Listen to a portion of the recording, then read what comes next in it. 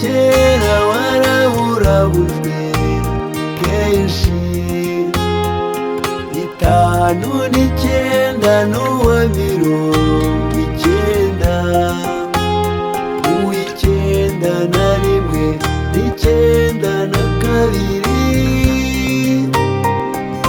waribasiwe n'Icyenda na gatatu kesho ibyagutawonye se nibihe intwari za kesho twibuka tuzabazirikana igihe cyose jenoside yakorewe abatutsi ntigasubire kesho abawe n'inshuti twahamije ingamba kongera ukaba ingenzi tuzahora twibuka abakomoka mu miryango ya Karasanyi Kazoza we na Kanaburenge Kayitsinga na Mbirizi twitaga Rwego Mikekemo Rwakamba Bazinge we na Bihira bamuziritse ku mfizi zigenda imukurura kugeza apfuye. Turibuka kandi imiryango ya Bitaganya we na Buseni Bikobwa na Sekamendere we Matirisi bishwe bahagarikiwe n'ubutegetsi bubi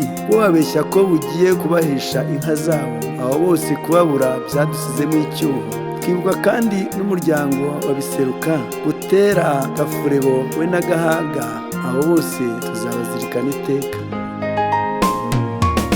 Hari ibimenyetso by'inabi bimenyerezwa, benshi barasahuwe baranatwikirwa, kwakumeneshwa no kwamburwa ubuzima, itotezwa ryibasiwe abiswe ibyitso, ntakibabaza nko kuzira uko waremwe. 94 washoje agasazwe, kenshi abatutsi batabarika baricwa, barahigwa hose batagira igicumuro, abayobozi bakabarengeye aribo bishe, ubwoko bwarahindutse nk'icyaha, abacu bishwe nabi bitwa ibyitso, hose bitwa inyenzi ndetse n'ibindi, abenshi bazize Rwigema batanamuzi, ndetse banabateza inzuki ngo zibarye, barya n'inka zimwe zabakamirwaga. Intwari za kesho twibuka tuzabazirikana igihe cyose, jenoside yakorewe abatutsi ntigasubire kesho, abawe n'inshuti twahamije ingamba kongera ukaba ingenzi.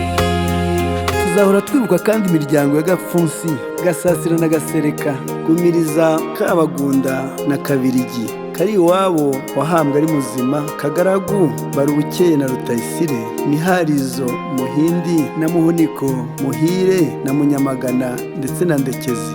Abo bose tuzahora tubibuka. Turazirikana n'imiryango ya Ngango, Niniri, Ninonko na Nkangaza, Sekaneza na Samuel twitaga Wahuku, Nyirakaribata, Nzabandora na Ziragwira. Abo bose tuzabahoza ku mitima yacu.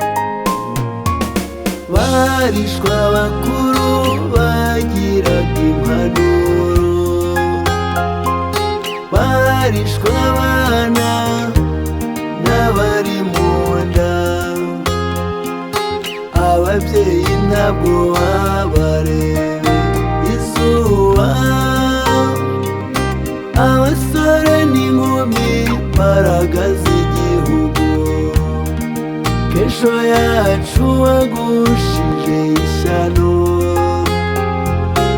uruganda rw'icyayi rwa Rubaya. amatyazo gashiye no ku ntebe, bisha abasambo hose barabahumba, ya mperuka bahize barayisohoza. Twibuka abajinyo bo ku musozi wa Karutinda, urunayo twibuka Bega n'Abagirangabo, i Bweramata mu Batabana hamwe n'Abatega.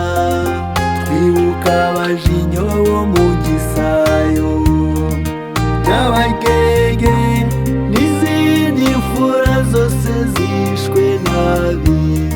Abo baziranenge tuzahora tubibuka.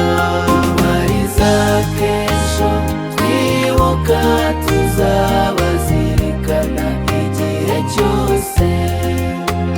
Jenoside yakorewe Abatutsi ntigasubire. Kesho abawe n'inshuti twahamije ingamba ko wongera ukaba ingenzi. Mu miryango yazimye turakwibuka Karinda n'ubutwari bwawe, wabashije kuyobora abandi ngo mwirwaneho ku gasozi ka Kesho ku ya munani, imbunda ntizabasize. Turibuka umuryango wa Nyagasaza twitaga Tosho na Nyakarundi, Bunini na Bukashi, Munyuguri we na Busare, Utari na Defuro, Diviri we na Gashabuka, Gafuta na Gafasi twitaga Dikumi, Gakimba, Gapira na Gasamunyiga Yonasi. Twibuka Gishongore Paul batemye ku ruganda rw'icyayi rwa Rubaya, bakamutemana n'umwana we bakamucamo kabiri. Tuzahora tubibuka. Turibuka imiryango ya Gasaraba, Gasasira na Kagesera, Kamuzinzi, Kanaburenge na Kanyarukiga, Kayagwe na Kibandahori Yonatani. Aho bose tuzabibuka iteka. Twibuka abana n'ababyeyi batabarika, batwikiwe mu rusengero ku musozi wa Kesho no mu ruganda rw'icyayi rwa Rubaya. Bamwe mu bakozi barukoreraga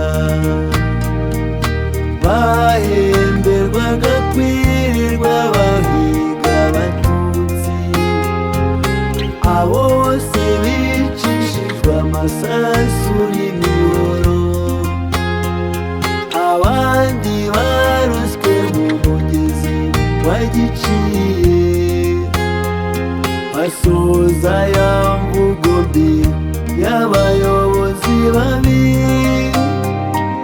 bavuze ko babanyuza iy'ubusamo. Aho hose tuzabahuza mu mitima yacu, naho hari amabuye Ntwari za Kesho. Kuva 19 hose muterwa, izo ntaganyirwa zaza ukazigamburuza, kugeza ubwo zihuruza babajibwe. Baherekeje wa murambo nyuma mu Gatsemba. Intwari za Kesho twibuka tuzabazirikana igihe cyose. Jenoside yakorewe Abatutsi ntigasubire.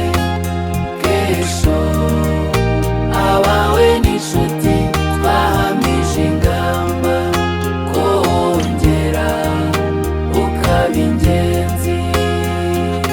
Mu miryango yazimye kandi twibuka Mapfunzi twitaga Yunduguru na Miharizo, Muhindi, Munyamagana we na Ndekezi. Amashusho yanyu ntashobora gusibamo. Turibuka n'imiryango ya Ngango, Niyonzima na Nkangaza, Nyirabuntu, Nzoganura. Twibuka Ruziga na Rusovaniri, Rukara, Ruvuga na Setako, Sebushari, Seruhungo, Sebunyugunyugu na Tegera. Twibuka Nkwini washorewe n'Abatwa, wishwa zirakwazaho Nyakarundi bitaga Icyitso yihishe.